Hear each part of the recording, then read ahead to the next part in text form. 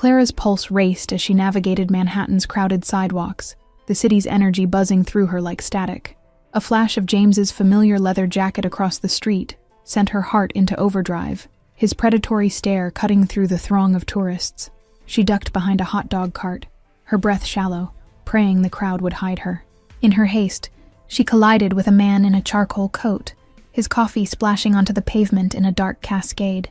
His gray eyes locked onto hers, sharp and unyielding, as he steadied her with a hand that felt too strong for a stranger. "Watch your step," he said, his voice a low rumble that drowned out the city's noise.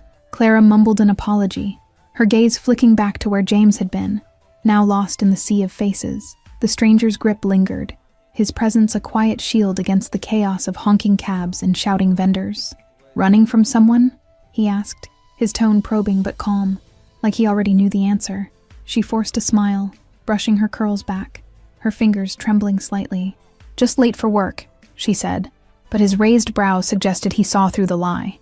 He pressed a card into her hand, silver embossed with Luca, and a number, then vanished into the crowd. The card burned in her pocket as she hurried toward the subway, its weight a strange comfort. James's shadow felt closer now, his texts from burner phones haunting her for weeks. She glanced over her shoulder, half expecting his sneer, but saw only strangers. On the train, Clara studied the card, Luca's name sparking a mix of curiosity and caution. The memory of his steady gaze lingered, a stark contrast to James's suffocating control. She tucked it away, unsure why it felt like a lifeline she wasn't ready to use. At her diner job, the clatter of plates couldn't drown out her unease, James's presence lingering like smoke. A coworker, Mia, noticed her distraction, joking about her haunted look over the coffee pot. Clara laughed it off, but her eyes kept darting to the door. A late customer slid into her section, his polished shoes out of place among the diner's worn booths. He ordered coffee, his voice clipped, and left a tip with a note. "Call Luca. He can help." Clara's stomach twisted, wondering how this stranger knew her secret. Back home, she triple-checked her locks, the city's hum outside her window no longer comforting. Luca's card sat on her counter, its silver letters catching the dim light. She hesitated, fingers hovering over her phone, torn between fear and the pull of his promise. Her phone buzzed, an unknown number flashing, and her heart stopped, expecting James. Instead, a woman's voice invited her to a gallery event, claiming a friend's recommendation.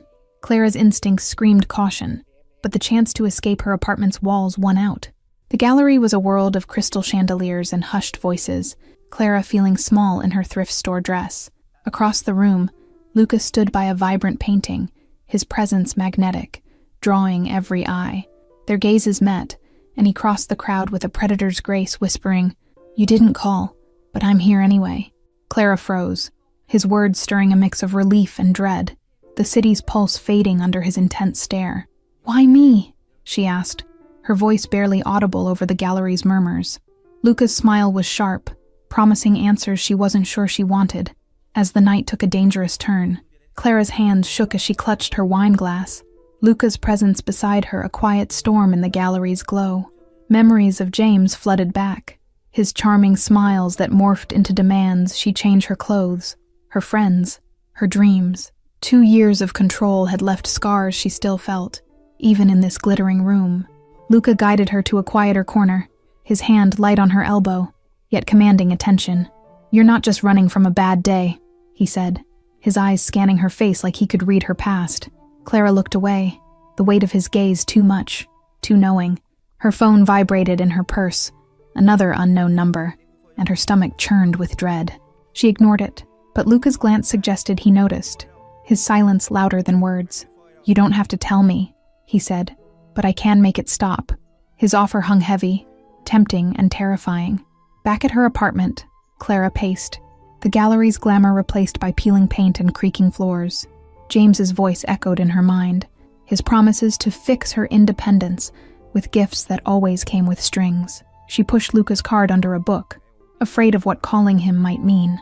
Mia's text lit up her phone, urging her to come to a rooftop bar to forget her troubles. Clara hesitated, the memory of James's last threat, delivered in a calm, chilling tone, making her wary of open spaces.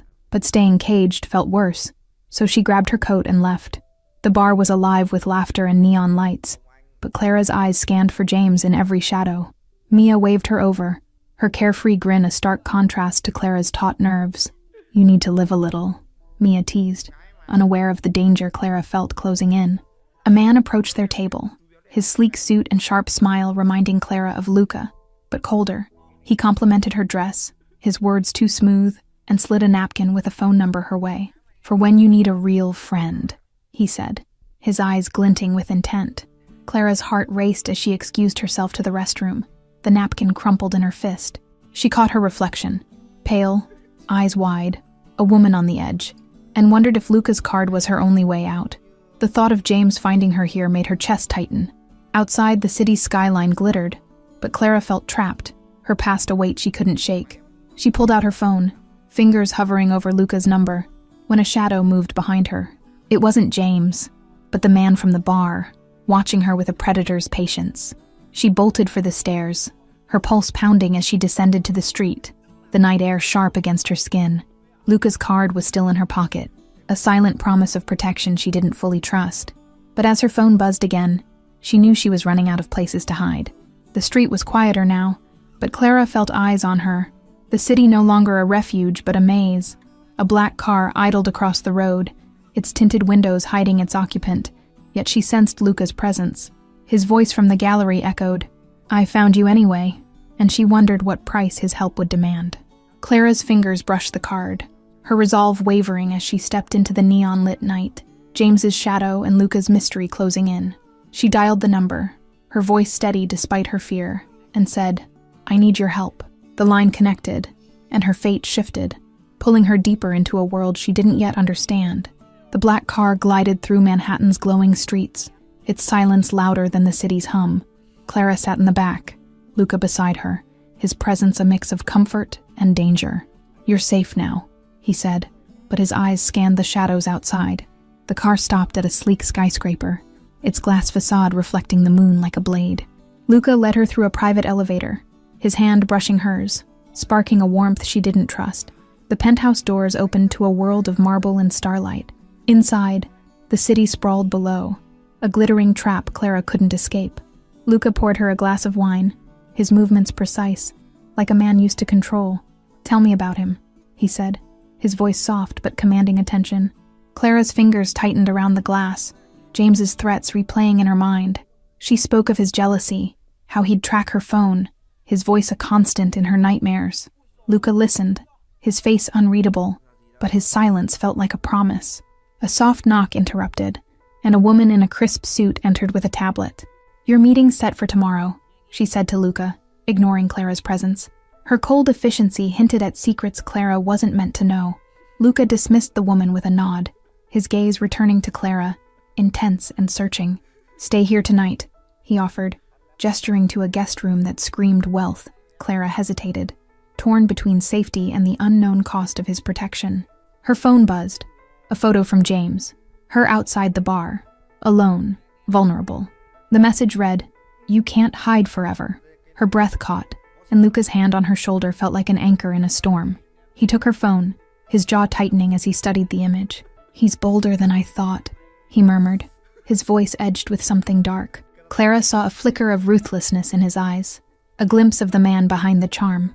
The penthouse was quiet, but Clara felt the weight of unseen eyes watching her. She wandered to the guest room, its plush bed a stark contrast to her cramped apartment. Sleep felt impossible with James's threat, and Luca's mystery coiling around her. A leather-bound book on the nightstand caught her eye, its pages marked with cryptic notes.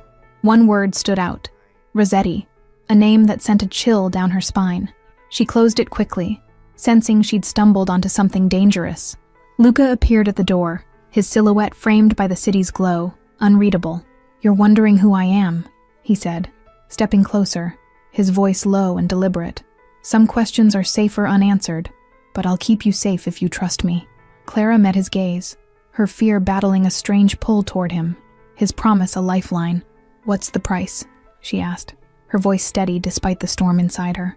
Luca's smile was sharp and he said, "Stay, and you'll find out." Morning light flooded the penthouse, casting long shadows across Luca's pristine floors. Clara stood by the window, the city below a maze of secrets she couldn't unravel. Luca was gone, leaving only a note. "Stay inside. I'll be back." A soft chime announced breakfast, delivered by a silent housekeeper with guarded eyes. The tray held coffee and pastries, but a folded newspaper caught Clara's attention.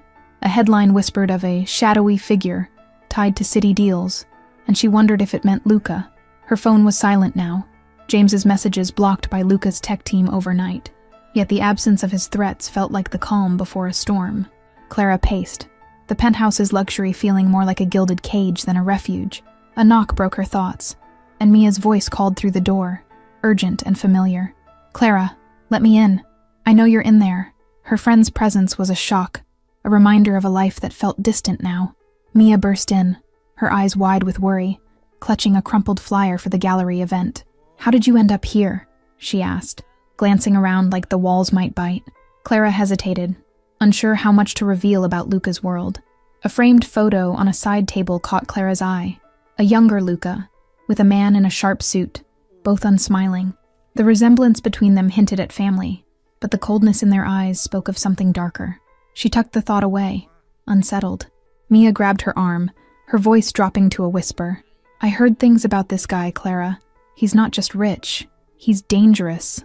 Clara's stomach twisted, Luca's cryptic notes and the headline flashing in her mind. The elevator dinged, and Luca returned, his presence filling the room like a storm cloud. Mia froze, her bravado fading under his piercing gaze. "Your friend should leave," he said, his tone polite but laced with steel. Clara walked Mia out, her friend's warnings ringing in her ears, but loyalty kept her silent. Back inside, Luca watched her, his expression softening just enough to notice. "You're still here," he said, almost surprised. "That's a start." A delivery arrived, a sleek dress and an invitation to a charity gala that night. "You're coming with me," Luca said, his voice leaving no room for argument. Clara felt the weight of his world pulling her deeper, her choices narrowing. She touched the dress, its fabric cool against her skin, a symbol of a life she didn't understand. The invitation mentioned Rossetti Enterprises, the same name from the book. Clara's pulse quickened, sensing a thread she couldn't yet pull. Luca stood close, his breath warm against her ear as he whispered, "Tonight, you'll see who I really am." Clara nodded, her heart torn between fear and a dangerous curiosity, knowing each step with him was a step into the unknown. The gala sparkled under chandeliers, Manhattan's elite mingling in a sea of silk and ambition. Clara clung to Luca's arm, the dress he'd chosen hugging her curves, making her feel both exposed and invincible. His hand rested lightly on her back, a quiet claim in a room full of whispers. Faces turned as they entered, some with awe, others with guarded curiosity. Luca moved through the crowd with ease, his smile charming, but his eyes scanning for threats.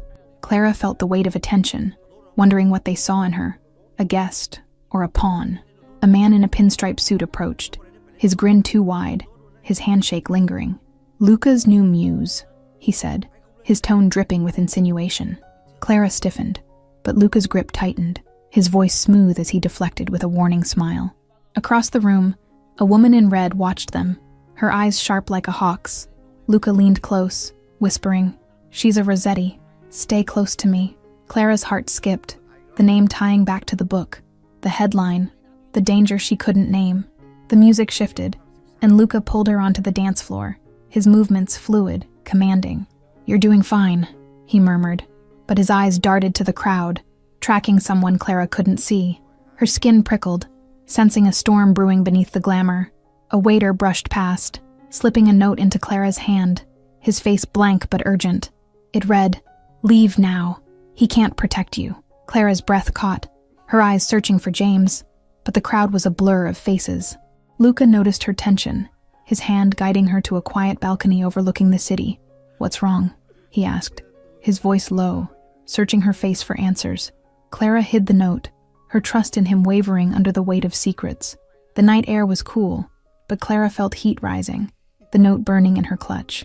Luca's gaze softened, and he touched her cheek, a gesture too tender for the man she suspected he was. "I won't let anything happen to you," he promised, but doubt crept in. A commotion inside broke the moment, raised voices, a glass shattering. Luca's posture shifted, predatory as he led her back to the chaos. Clara saw the woman in red arguing with a man, her words sharp, mentioning the deal and betrayal. The man from earlier, pinstripe suit gleaming, approached again, his smile gone. "Your ex is asking questions," he said to Clara, his voice low, threatening. Luca stepped between them, his presence a wall, his words cold. "He's not her problem anymore." Clara's heart pounded as Luca guided her toward the exit, the gala's shine fading into menace. The note's warning echoed, but Luca's hand in hers felt like her only anchor. She glanced back, seeing the woman in red watching, her expression unreadable. Outside, a car waited, its engine purring like a beast ready to strike. Luca opened the door, his voice steady but urgent. "Get in. We're not safe here." Clara slid inside, the city's lights blurring as they sped away, her world tilting into a game she didn't know how to play. The car sped through New York's underbelly, neon lights blurring into streaks of color. Clara's heart pounded. The note from the gala crumpled in her fist, its warning etched in her mind. Luca's silence beside her was heavy, his knuckles white on the steering wheel. They stopped at a dimly lit diner, its neon sign flickering like a dying star. Inside, Luca ordered coffee, his eyes never leaving the door, as if expecting trouble. Clara watched him, torn between gratitude and the growing weight of his secrets. A waitress with tired eyes served them, her glance lingering on Luca with recognition. "You're back," she said, her voice low, hinting at a history Clara couldn't grasp. Luca nodded, slipping her a folded bill, his movements swift and practiced. Clara's phone buzzed, a text from Mia. "Don't trust him. Meet me at the pier midnight." Her stomach twisted, the betrayal in Mia's words at the penthouse still raw. She hid the screen, but Luca's sharp gaze caught her hesitation. He leaned closer, his voice a whisper over the diner's hum. "You're holding something back," he said, his tone gentle but probing. Clara's throat tightened, the note and Mia's message warring with her need to trust him. A man in a leather jacket entered, his gaze locking onto Luca with cold intent. Luca stood, his posture shifting to something lethal, and nodded Clara toward the back exit. The air crackled with tension, the diner no longer a safe haven. Outside, the alley smelled of rain and rust, the city's pulse distant but relentless. Luca pressed her against the wall, his body shielding hers as footsteps echoed nearby. "Stay quiet," he whispered, his breath warm against her ear. A faint scar on Luca's jaw caught the alley's dim light, a silent story of battles Clara could only imagine. She wanted to ask about it, but the urgency in his grip kept her silent. His world, she realized, was built on scars, seen and unseen. The burner phone in her pocket vibrated again, a single word flashing. "Rossetti." Clara's breath hitched, the name tying her fears to the cryptic notes in his penthouse. She glanced at Luca, wondering how deep his secrets ran. A distant siren wailed, cutting through the alley's stillness, and Luca's eyes narrowed. He pulled her closer, his voice a low murmur. "They're watching us, but they won't touch you." The promise felt like a chain, binding her to his danger. Clara noticed a tattoo on his wrist, partially hidden by his sleeve, a symbol she didn't recognize. It pulsed with meaning, a mark of loyalty to a life she was only beginning to understand. Her fingers brushed it, and Luca's gaze softened, just for a moment. The footsteps faded, but Clara's heart didn't slow, Luca's closeness stirring something dangerous. "Why are you doing this?" she asked, her voice barely audible. His eyes softened and he said, "Because you're worth saving." Back in the car, Luca handed her a burner phone, its screen blank but heavy with purpose. "Use this if you need me," he said, his voice firm but laced with vulnerability. Clara clutched it, feeling the weight of a choice she wasn't ready to make. Her apartment key felt foreign in her pocket, a relic of a life she could no longer return to. James's threats, Mia's betrayal, and Luca's world were closing in, each pulling her in a different direction. She glanced at Luca, his profile sharp against the city lights. A radio in the car crackled, a voice mentioning Rossetti and the docks. Luca's jaw tightened, and Clara realized the name wasn't just a clue, it was a threat. She tucked the burner phone away, her resolve hardening to face whatever came next. As they pulled into a hidden garage, Luca turned to her, his eyes dark with unspoken promises. "Tonight, you decide who you trust," he said, his voice a challenge. Clara nodded, knowing her next move could change everything. The pier was a skeleton of rusted beams, the Hudson River lapping at its edges. Clara arrived alone, the burner phone heavy in her pocket, Mia's cryptic text pulling her here. The air was thick with salt and secrets. The city's glow a distant comfort. A figure emerged from the shadows. Mia, her face pale under the moonlight. "I didn't want this," she said, her voice trembling, but her eyes darted nervously. Clara's heart sank, sensing a trap in her friend's unsteady words. Footsteps crunched behind them, and James appeared, his smile sharp and triumphant. "You came," he said, his tone dripping with possession, a gun glinting in his hand. Clara froze, the pier's isolation amplifying her fear. Mia stepped back, her apology barely a whisper before she fled into the dark. Clara faced James alone, his eyes gleaming with the same control she'd escaped years ago. "You're mine," he said, stepping closer, his voice a venomous promise. A low hum cut through the night, headlights piercing the fog as Luca's car roared onto the pier. He stepped out, his presence a storm, his eyes locked on James with lethal calm.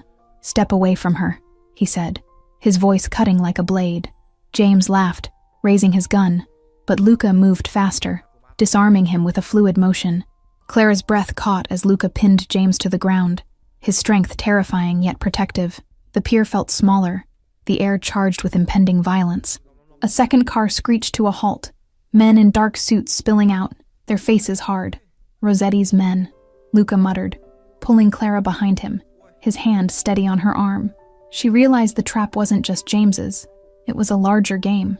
The wind carried the scent of diesel and decay, the pier's edges blurring into the river's black depths. Clara's eyes caught a glint of metal in the shadows, a second gun, hidden by one of the men. Her pulse spiked, but she stayed silent, trusting Luca's instincts. Luca's voice dropped, a whispered command to her. "Stay low, no matter what happens." His confidence was a lifeline, but the weight of his world pressed against her chest. She crouched, the wood beneath her creaking under her weight. A flicker of movement caught her eye, a figure watching from a nearby boat, its silhouette barely visible. Clara's mind raced. Was it another of James's allies, or something tied to the Rossetti name? The uncertainty gnawed at her, sharpening her senses. The burner phone vibrated again, a message from an unknown source. "He's lying to you." Clara's grip tightened, the words sowing doubt about Luca's intentions. She glanced at him, his focus on the men, unaware of the storm brewing in her mind. Luca faced the men, his voice low but commanding, negotiating in clipped tones. Clara's heart raced, the burner phone vibrating with a message. "Trust me, run when I say." She gripped it, her trust in Luca now her only lifeline. The men circled closer, their intentions clear, but Luca's presence held them at bay. He whispered to Clara, "Go now," and she bolted toward the pier's edge, her sneakers pounding against wood. A shout echoed behind her, followed by a scuffle. Clara hid behind a crate, her breath ragged, watching Luca handle the men with ruthless precision.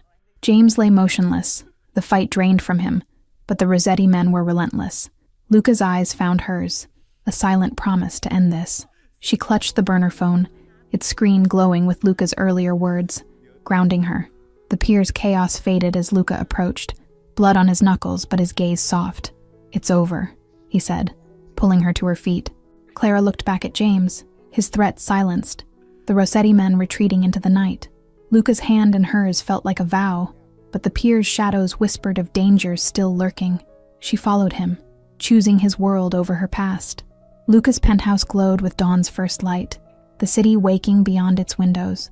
Clara stood by the glass, her reflection a mix of exhaustion and resolve. Luca watched her, his silence a question, waiting for her choice. The night's events replayed in her mind, the pier's violence a stark contrast to this quiet moment. She touched the bruise on her wrist, a faint mark from James's grip, now a symbol of her survival. Luca's presence behind her felt like a shield, but heavier. He poured coffee, the aroma grounding her in the present, and sat across from her. "You don't have to stay," he said, his voice honest, offering freedom she wasn't sure she wanted. Clara met his gaze, seeing truth in his storm-gray eyes. A news alert on her phone mentioned a disturbance at the docks, quickly buried. Luca's influence, she realized, stretched further than she'd imagined, shaping the city's narrative. She set the phone down, choosing to face him instead. His hand reached for hers, fingers brushing her knuckles with a tenderness that belied his power. "My world's not easy," he said, his voice low, raw with vulnerability. Clara felt the pull of his life, dangerous but alive with purpose. A knock at the door broke the moment. A man in a tailored suit entering with a file. "Rossetti's backing off," he said, his tone clipped, respectful. Clara caught the name again, a shadow that would never fully fade. Luca dismissed the man, his focus returning to Clara, intense and unwavering. "You've seen me at my worst," he said, stepping closer. "If you stay, it's your choice, but I'll protect you with everything I am." Clara thought of Mia's betrayal, James's defeat, the life she'd left behind on that pier. She stood, closing the distance between them, her hand resting on his chest. "I'm not running anymore," she said, her voice steady, certain. A faint scar on Luca's hand caught the morning light, a reminder of the violence he wielded for her. Clara wondered about the lives he'd touched, the enemies he'd buried, and what it meant to stand by him. Her fingers traced the mark, a silent question unanswered. The city outside roared softly, its rhythm a contrast to the penthouse's stillness. A newsstand below caught her eye, a headline about a missing businessman tied to the docks. Clara's stomach twisted, sensing Luca's hand in the story's silence. A letter slipped under the door, its wax seal stamped with an unfamiliar crest. Luca's eyes darkened as he read it, his silence a wall Clara couldn't breach. "Not your concern," he said, but his tone hinted at a new threat rising. Clara's reflection in the window showed a woman changed, her eyes sharper, her posture stronger. She wasn't the girl who'd run from James anymore, but Luca's world was reshaping her into something new. She met his gaze, ready to face whatever came next. The city outside hummed with life, its chaos no longer a threat, but a backdrop. Luca's smile was sharp, a promise of a future forged in trust and danger. Clara felt her fears dissolve, replaced by a strength she'd never known. A photo on the mantel caught her eye. Luca alone now, the man from before gone. She realized his world had losses too, and her choice to stay was a vow to share them. Their hands intertwined, sealing a bond born in fire. The morning light painted the penthouse gold, a new day unfolding with possibilities. Clara looked at Luca, his eyes reflecting her resolve, and knew she'd found a home in his chaos. This was her beginning, dangerous, beautiful, hers. They stepped onto the balcony, the city sprawling below, alive with secrets they'd face together. Clara leaned into Luca, his arm around her a quiet promise of forever. She was no longer the woman who ran. She was the one who stayed. Thank you all for watching this story. If you're loving it, drop a comment letting us know where you're watching from. And don't forget to like, subscribe, and share this video. Your support keeps these stories coming.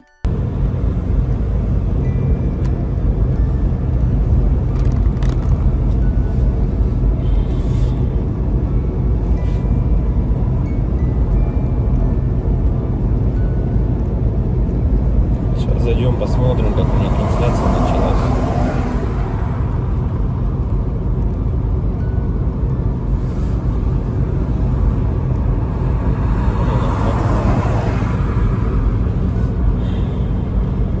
Если вот рассматривать, я говорю, задумываясь о том, что прожитые типа 30 лет, так смотришь на многих людей, которые сейчас, соответственно, живут, которым в районе 30, которые уже потеряли вообще вкус к жизни, да, радость какую-то от жизни. Таких, причем, кстати, становится все больше и больше. Мне кажется, этот средний возраст, когда говорили, что начинается вот этот кризис среднего возраста, он тоже сместился, как и говорят, что сейчас люди, в принципе, быстрее взрослеют, быстрее осмысливают все, да, почему-то это всегда все в плохом больше ключе на самом деле, да, вот что сейчас дети, к примеру, быстрее взрослеют, вот, и мне кажется, кризис вот этот среднего возраста, он, наверное, тоже сместился, и вот я думаю, что он сместился где-то в районе 30 лет. Опять-таки, это тоже не со всеми, наверное, связано. Не у всех людей так, все люди разные. И когда приходишь к той мысли о том, что помимо того, что люди сами по себе стали такие вот, наверное, депрессивные, да, времена такие сложные, да, вот это вот еще извне много каких вещей случается, ну, на данный момент, которые людям усугубляют эту ситуацию на самом деле, вот этой депрессии, вот этих кризисов, да, каких-то переходных моментов в жизни. И непонятно, если конец этому всему, да, наступает для людей потом белая полоса в жизни, или они не могут выбраться из нее. Примеров достаточно на самом деле много. Например, вот сосед у меня есть такой хороший парень был. И есть, он хороший человек сам по себе. Но вот у него сейчас очень сложные времена такие, как бы дизмораль на него напала. О том, что он не реализовался в своей жизни к 30 годам, что жизнь у него кончена. И не может он выбраться из этой ситуации. Да? Как говорят, если мы говорим, что это мужики такие, да, типа слабые, да, какие-то, ну, безморальные, ну, как бы такие вот, что в основном это случается, наверное, зачастую, может быть, это у мужиков случается в этом возрасте, такой кризис, наверное, да, каких-то неудач в своей жизни, не пришедших ни к чему достойному и хорошему. Но вопрос в том, что это мужики такие, типа слабые, или времена такие стали, что если вот разобраться так, вот, например, возьмем даже с древних времен, когда человеку нужно было добывать пищу самому, да, там убивать мамонтов, мужику стоило там сходить на охоту. Да, на охоту он сходил, кого-то там добыл добычу, принес домой, да, что-то где-то там поделал дома, и все как бы. Ну и это возможно как работа тоже на ежедневной основе, да, была. И как бы мужик в то время считался, но еще воином были, они воинами были, не воевали, да. В любом случае это все такая в основном физическая была работа, типа стратегии именно добычи пищи какой-то себе. Ну, тут вот требовалось, возможно, какое-то знание, да, тут я не спорю. Но в основном это была физическая работа. Если взять, к примеру, не такие далекие времена, когда там люди вот только выходили из пещер, да, взять даже, допустим, 50 лет назад, 100 лет назад, да, когда люди работали на заводах, и что тогда считалось именно мужиком, да, таким. Разница была, наверное, с нынешними временами в том, что если ты работал, к примеру, на заводе на каком-то, то тебе было этого всего достаточно. То есть ты уходил на завод, отработал свое время, да, пришел домой, какие-то тоже там, может, домашние дела, и, ну, и этого тебе было достаточно на самом деле. Как бы и все, и заключалась вся суть именно мужчин, ну вот, как бы устроиться главное на завод и работать физически, опять-таки, да, получить какое-то образование, так, ну, как бы среднеспециальное, к примеру, да, какой-нибудь токарь, идти на завод, отработать там 8-12 часов. Ну, это не легкая работа, я не спорю тоже с этим. Но опять-таки, этого зато было достаточно. Человек уходил, он отрабатывал там 12 часов и понимал, что ему будет всего достаточно. Ради этого и была, наверное, главная и основная мотивация. Да? И если перенесемся мы, наверное, в наше время уже, сейчас, на данный момент, то есть люди просто не знают на самом деле, как заработать, как получить жилье, как получить новый автомобиль. То есть способов получения данного результата его нету как такового. Это говоря о том, что ты будешь ходить на работу по 8, по 12 часов, допустим, сутками там работать, да, ты не заработаешь на машину, заработаешь ты на нее через 5 лет, если ты там не будешь ни пить, ни есть, как бы, да. Ну ладно, если вообще не тратить деньги, то заработаешь год. Ну такого же невозможно, это же только где-то в сказках.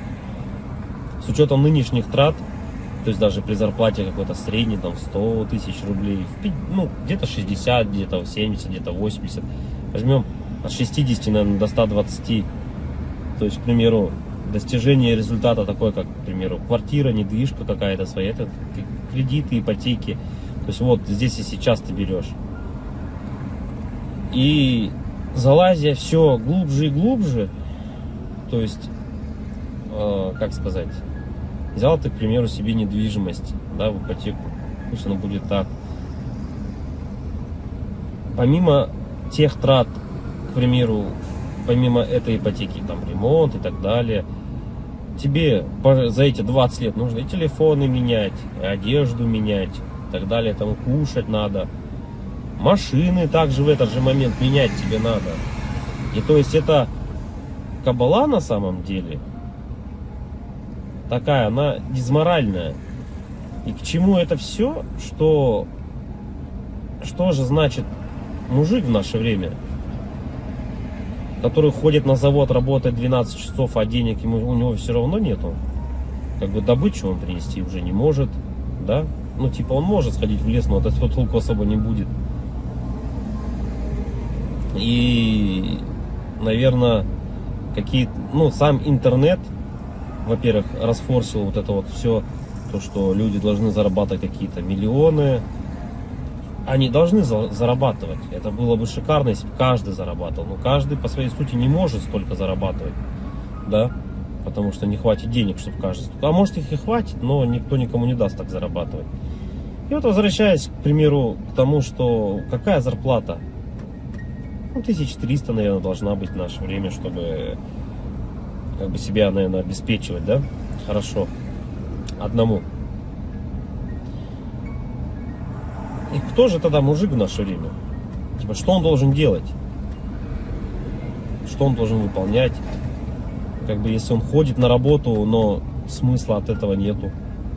Ну, как бы он есть, да, у тебя какой-то идет доход, но если его недостаточно. Смотришь другие профессии, другую работу, да,